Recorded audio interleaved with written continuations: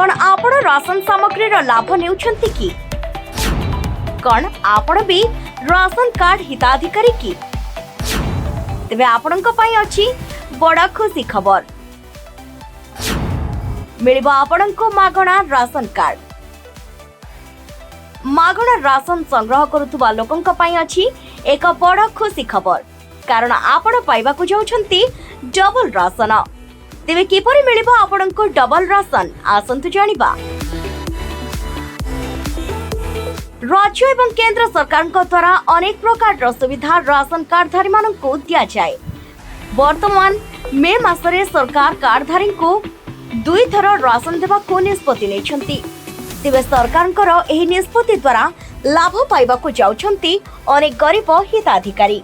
तेबे ଏହି खबर पाइबा परे राशन कार्ड हिताधिकारी खुशी 2 गुणा वृद्धि पाइछि।